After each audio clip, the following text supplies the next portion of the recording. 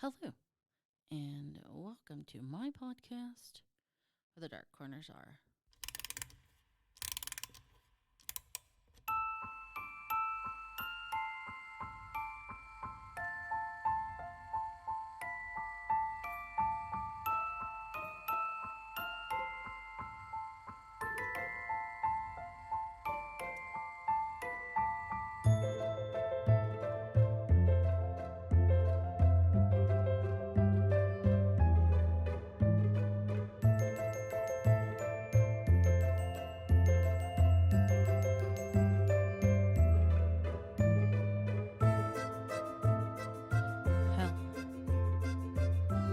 Hel- hello. I am Vina, and I am your Dark Travels hostess. Tonight, I'm going to share a sad true crime that shocked our nation: the Chicago Tylenol murders. While there are many reasons, why this crime truly rocked our nation, looking back over 40 years later, there are two founding reasons why. The first is the absolute pure evil behind the person who not only conceived this heinous idea, but executed it. It's like no decent person would even ever think on this level, and moreover, it is unfathomable to good people to even come to this decision.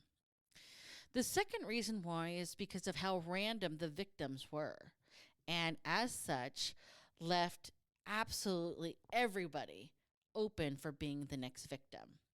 So let's start at the beginning: the murders. On the eve of the anniversary of these murders 41 years ago, at approximately 6:30 a.m., it was a Wednesday morning of September 29th, 1982. Mary Kellerman, a 7th grader at Adams Junior High, woke up with a sore throat and a runny nose. She had actually been allowed to stay home from school the day previously, and she was still feeling very unwell. Mary, being 12 years old, from Elk Grove Village, which is a suburb of Chicago, asked to stay home, again because she was still feeling unwell. They decided to give her one extra strength Tylenol capsule. Unfortunately, this is the beginning of a horrendous nightmare because, unbeknownst to them, this Tylenol capsule was laced with highly poisonous potassium cyanide. At approximately 7 a.m., she collapses in the bathroom, and her father calls 911. Mary is rushed to the Alexandrian Brothers Medical Center in Elk Grove Village. Sadly, at 9:56 a.m., Mary is pronounced dead. Her death was first assumed to be a stroke. Again, she's 12. Now, because of her age and the strange circumstances, she gets an autopsy. On this same Wednesday, again September 29th, 27-year-old mailman Adam Jonas was not feeling well himself. He was a happily married man with two children, a daughter named Keisha and a son named Tom. He actually calls off work because he's not feeling well. He picks up his daughter from daycare, and together they head over to the local Jewel Osco store in Arlington Heights, again, a suburb of Chicago. There he buys his wife some flowers and some Tylenol, extra strength, for himself. After making his purchases, they head home. Once home, Adam opens the Tylenol, takes 2 capsules, and decides to lay down. It's not long afterwards that his wife noticed something was seriously wrong with Adam and calls 911. Paramedics rush Adam to the Northwest Community Hospital, and sadly, at 3:15 p.m., medical personnel confirm that Adam has died. Initially, they believed that he died of a massive heart attack. As Adam's family is trying to digest this horrifying moment, at 3:45, 30 minutes after Adam is pronounced dead, Mary Lynn Rayner, a stay-at-home mom who had actually just given birth to her 4th child, a baby boy, was suffering from post-birthing pains. She takes some extra strength Tylenol and collapses. Mary, who was 27 at the time, lived in Winfield with her husband Ed, and it is Ed who calls 911 when he comes home and finds Mary on the floor. Mary was described as a good mom, a good cook, who loved playing softball, who loved playing the drums, and who enjoyed bowling. Mary gets taken to the Central DuPage Hospital in Winfield. Now, back at Adam's house, at exactly, again, it's all the same day, at approximately 5 p.m., the Janus family is beginning to try to discuss Adam's funeral and is trying to process the shocking turn of events. Again, Adam is 27 years old. At Adam's house was his wife, Teresa, their children, Adam's parents, his siblings, including his brother Stanley, 25, and Stanley's wife, Teresa, age 19.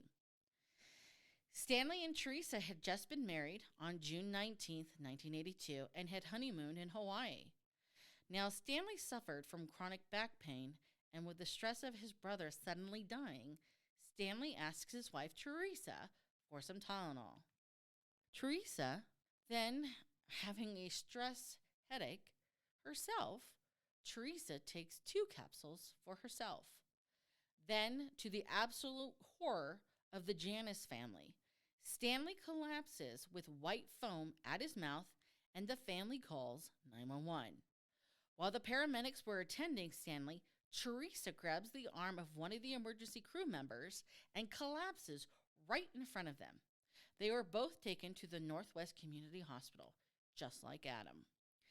Sadly, again, this is all September 29th, this day of death continues. At 6:30 p.m., Mary McFarland, a single mom of Ryan and Bradley McFarland, tells her co-workers at Illinois' Bell in Lombard that she herself has a bad headache. The 31-year-old will go to the back room, take some Tylenol, and almost immediately collapses to the floor. And this is exactly where her co-workers find her. She is taken to the Good Samaritan Hospital in Downers Grove. Now, after the deaths of the 3 Janus family members, Chuck Kramer of the Arlington Heights Fire Department reaches out to the public health nurse Helen Jensen.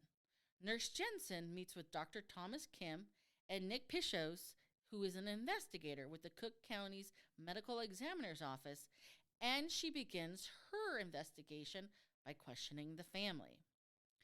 After her initial inquiries, she and investigator Pichos head to the Janus' family home at approximately 8 p.m. It is here where Nurse Jansen zeroes in on what she believes is the culprit. Unfortunately, the day is not done claiming victims. The last victim is Paula Prince. Miss Prince is a 35-year-old flight attendant with United Airlines. She had just come in from a flight from Las Vegas to Chicago O'Hare. At 9:30 p.m., Paula will stop at the Walgreens at 1601 North Well Street to buy some Tylenol. She had a headache. After this purchase, she heads home. Meanwhile, Nurse Jensen takes the evidence she believes is the link between the deaths of the 3 Janus' family members and heads back to the Northwest Community Hospital. There she meets with Dr. Thomas Kim and explains that the bottle of Tylenol has a suspicious smell of bitter almonds to it. But her suspicions actually get dismissed, much to her great dismay. So Nurse Jensen goes home.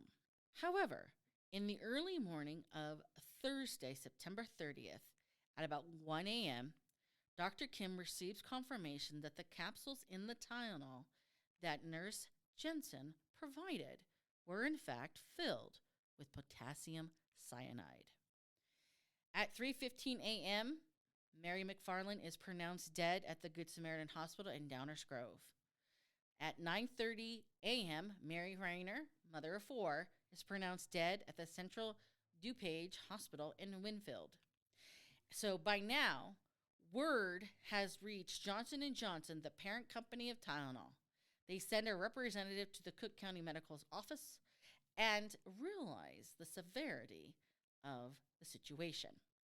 At 10 a.m., Cook County Medical Examiners conduct their very first conference regarding the poisoning.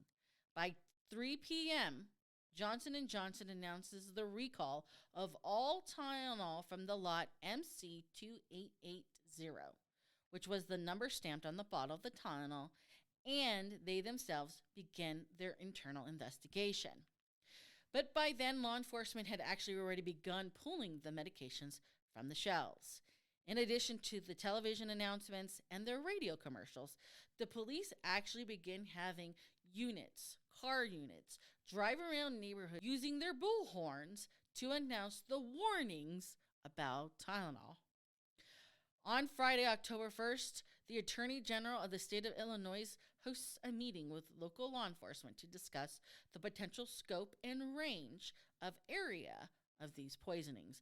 Because you have to realize everyone is panicking. They don't know who, how, or why. They do actually know the how, but what they don't know is how big is this? What is the radius of the size of the poisoning that is happening? And that's the problem. They just don't know. And they don't know what they don't know. And to be fair, even today, this thing is just unfathomable. Now, at 1:15, Teresa Janis, who had slipped into a coma, is taken off life support at Northwest Community Hospital, and unfortunately, she's pronounced dead. At 5 p.m., the police discovered the body of Paula Prince in her Old Town apartment at 1540 North LaSalle Street. According to a friend and co-worker, Joan Ahern of the United Airlines, Paula was supposed to meet her sister for dinner, and Paula was a no-show for a flight on Friday. Between these two factors and the fact that Paula was not answering her phone, law enforcement was contacted. The police found the poisonous Tylenol bottle sitting on the bathroom counter. Now, as I previously mentioned, Johnson & Johnson's response is immediate. And for this incident, it's actually commendable. Now, by October 15th, they will recall more than 31 million bottles of Tylenol in circulation, costing the company more than $100 million. This is 1982 money. Imagine what it's like in 2023 money. Either way, because this happens, they get lucky. They come across 8 more bottles of tainted capsules Tylenol, and they just continue to discover them until October. But the point is that they basically end up saving people's lives. And all of them, they recognize, is in the Chicago area. In addition to this, McNeil, a co-company partner of Johnson & Johnson, along with Johnson & Johnson, offered to replace capsules to those who had already turned in their pills and swap them out. So basically, we'll give you a solid pill for the capsule pill that you just turned in. But these companies even go one step further. They offer a $100,000 reward for anyone with information leading up to the apprehension of the individual or individuals who are involved in these random murders. Now, after some investigations, Johnson & Johnson quickly learned that these bottles, the ones with the MC2880, were in fact manufactured at 2 separate factories, one in Pennsylvania and the other in Texas. As such, they logically conclude that whoever traded out the capsules with tainted poisonous cyanide had to have done it post-manufacturing and basically at the store level, which means the killer had to purchase several bottles, took them home, placed the poisonous pills in the bottles, and then planted the tainted bottles in various stores throughout the Chicago area, and basically just sat back and waited for these bottles to be purchased by unsuspecting victims. On Wednesday, October 6th, law enforcement, including the FBI, get their very first break. 2, actually. An extortion letter that was mailed in is received by Johnson & Johnson demanding $1 million to stop the Tylenol killings. First big break is in the extortion letter. It includes a bank account number. Bank account number 844-9598 at the Continental Illinois Bank, Chicago, Illinois. The second big break is hidden on an envelope under layers of ink is the postmark of the date. The date of the postmark apparently shows that this letter was sent before the public was informed of the deaths being linked to Lee's Tylenol. So basically, whoever would have such knowledge knew that it was the Tylenol pills killing everyone. So of course, the sender has to be the killer. And believe it or not, Johnson & Johnson was actually willing to pay the demand of $1 million. But the FBI says, hold up. Let's bring in a handwriting expert and let's check out this bank account. So basically the FBI is asking Johnson & Johnson for the opportunity to do some investigation. The bank account ends up belonging to a company that closed its business in April. The company? Lakeside Travel. Using the fingerprints from the letter, the FBI traces them to a man named Robert Richard. Robert Richard actually did not work for Lakeside Travel, but his wife did. She was Lakeside Travel's bookie, and when Lakeside Travel closed its doors, they gave Mrs. Richard a final check that bounced. So the hunt is on. And on December 13th, 1982, the FBI finds Robert in New York after a librarian reports seeing him. And of course, they arrest him. And once he's in custody, they actually start to learn a lot more about Robert Richards. First and foremost, Robert Richard is not his real name. His real name is James William Lewis, born on August 8th, 1946 in Memphis, Tennessee. Mr. Lewis has a rather questionable history with law enforcement. Prior to these deaths in 1982, in 1978, James was actually charged in Kansas City, Missouri, with the dismemberment murder of Raymond West. Mr. West, who was at the age of 72 at the time of his murder, had hired James as an accountant. Sadly, Mr. West's dismembered body, and apparently decomposing body at that, was found hanging from a pulley in his attic the same day that James tried to cash a forged check on Mr. West's account. Imagine that. What are the chances of that happening? They find his body the same day James is trying to cash a forged check from Mr. West's bank account. Unfortunately, the judge in this case dismisses this case because James was not read his rights upon his arrest and the fact that Mr. West's cause of death could not be determined. And because of these two factors, the judge ends up dismissing the case outright.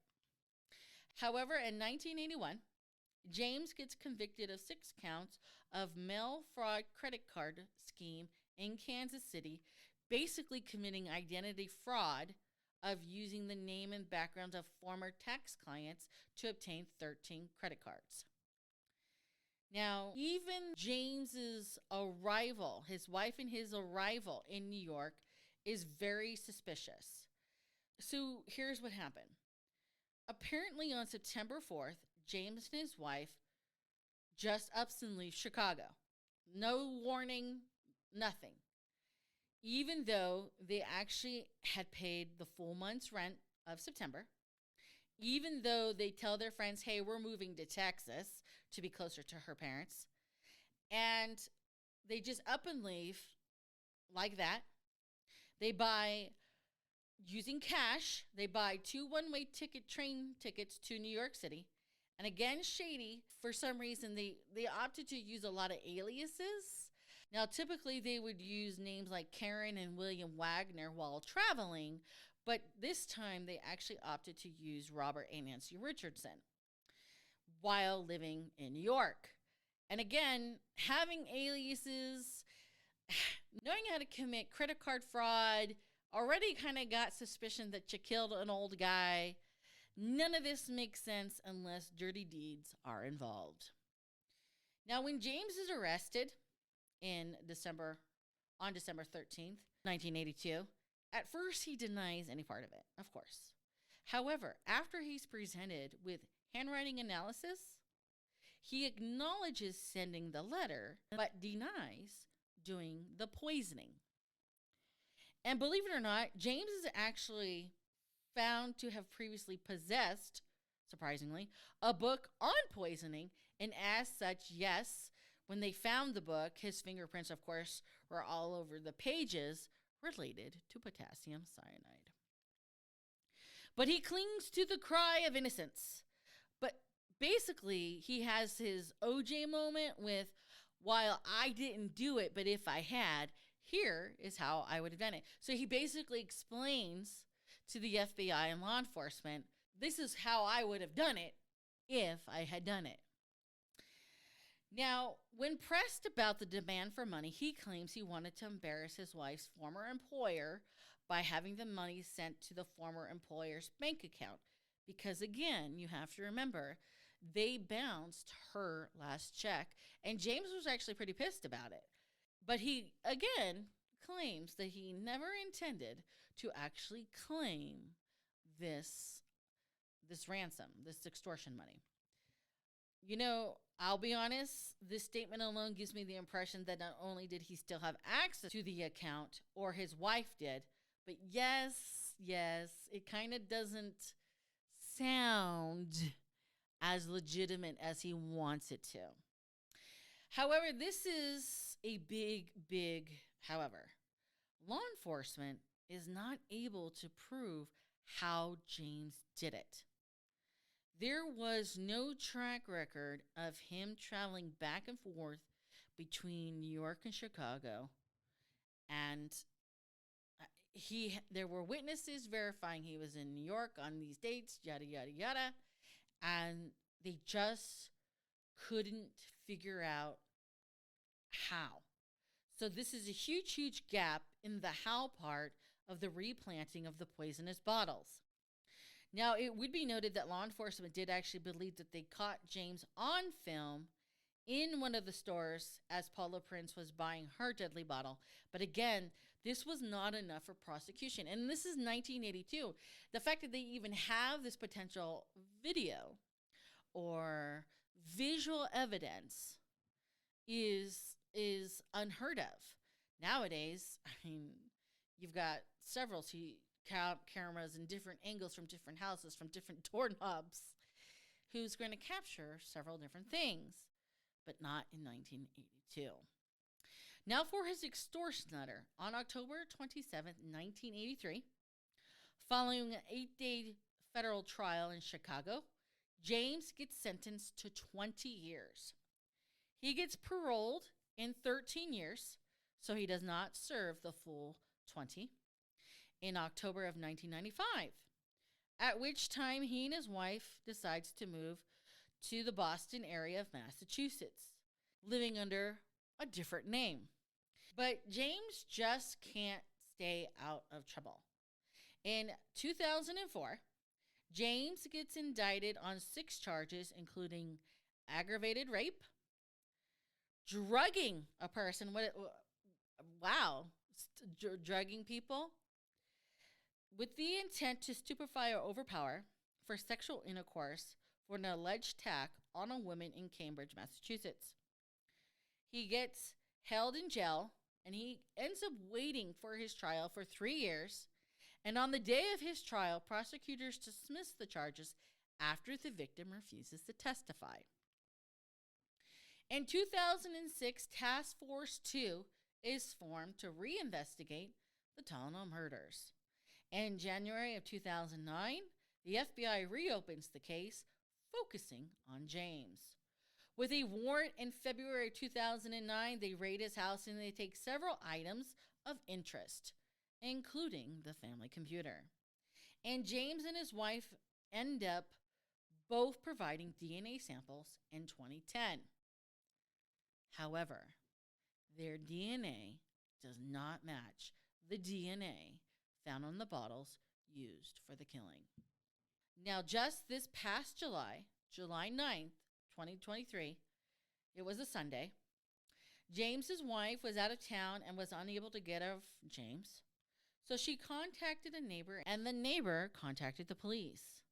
And that's when law enforcement found him for the last time. He had died. Former Assistant U.S. Attorney Jeremy Margolis, who prosecuted James in the extortion case, told the newspapers that he regretted that Lewis never got his day of reckoning. And I'm quoting here. "I was saddened to learn of James Lewis's death," he said in a statement to the Tribune. "Not because he's dead, but because he didn't die in prison." The Cook County State Attorney's Office and the DuPage County State Attorney's Office have never actually answered as to why they never brought charges against Lewis or any other suspect. Now, this tragedy will end up resulting in some safety measures that are still being used today. We now have plastic outer ceilings, we now have foil inner ceilings, and we now have warning labels saying not to consume if the seals are broken. Also, in 1983, Congress ends up passing the Federal Anti-Tampering Act, making it illegal to tamper with packaged consumer goods. The crime is now punishable up to 20 years in prison and a fine of $100,000. If someone dies as a result of the tampering, the maximum sentence increases to life in prison. The major downsides for us Generation X kids, Halloween was actually very much affected that year. More than 40 cities across the country banned trick-or-treating, and across America, grocery stores reported that candy sales were actually down more than 20%. For me, the one hang-up is the letter. Again, it was sent before they announced that Tylenol was the connecting factor for all of the deaths. So not only did the killer had to know people were going to die, but they knew the brand of the name of the company to send the letter beforehand. What a fucking coincidence that was. And I say they, because I firmly believe that this was perpetrated by more than one person. Again, you can have a bunch of evil people coming to the same, horrendous killing idea at the same time. One person with the idea, one person with the planting. Granted, again, DNA was not on the scope in 1982, but fingerprints were. And what a great way of throwing law enforcement off your scent if you can prove that you were somewhere else when the planting happened. And if I were a betting person, the reason why someone takes your computer is to see who your associates are, even after all this time, to help narrow down who your accomplices may have been back in 1982. Just tossing out some side ideas. All right, that is what I have for you tonight. On to business. Facebook. We have a Facebook page, and if you are curious and or interested and would like to join, send us a request at Where the Dark Corners Are, our Facebook page. But if you have a topic or a serial killer or a place you'd like us to delve into with a paranormal itinerary, send us a request at wherethedarkcornersare@gmail.com. So until next time, please remember, only the few can find the beauty in the darkness, which is where I hope to meet you, where the dark corners are.